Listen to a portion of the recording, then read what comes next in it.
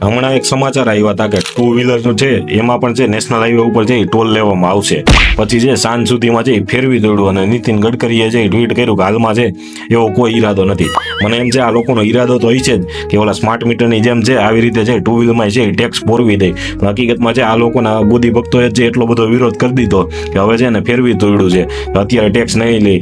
બાકી છે આવો પ્લાન તો હોય છે જ એટલે છે સ્માર્ટ મીટરની જેમ છે હરવેક દઈને છે આવી રીતે વળી પાછો છે ટુ વ્હીલમાં ટોલ ન નાખી દે એનું ખાસ ધ્યાન રાખજો. કારણ કે ઈવીએમ છે, ઈવીએમ જિંદાબાદ છે ત્યાં સુધી છે આ લોકો છે ગમે એ કરી શકશે.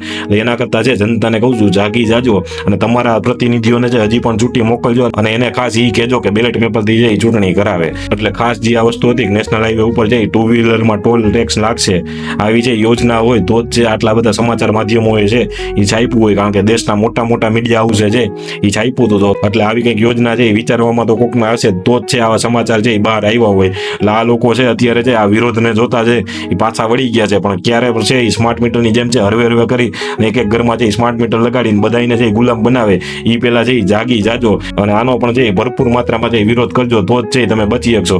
બાકી છે આ લોકો એટલા શરમ વગરના થઈ ગયા છે કે ટુ વ્હીલરમાં ટોલ ટેક્સ નાખવાની છે એ વાતો છે એ સમાચારમાં આવી જાય છે. આના ઉપરથી છે તમને આ લોકોની નિયતનો છે એ ખ્યાલ આવી ગયો છે. એટલે ખાસ છે જાગતા રહેજો અને પરિવર્તન કરતા રહેજો. ધન્યવાદ. જય હિન્દ, જય ભારત.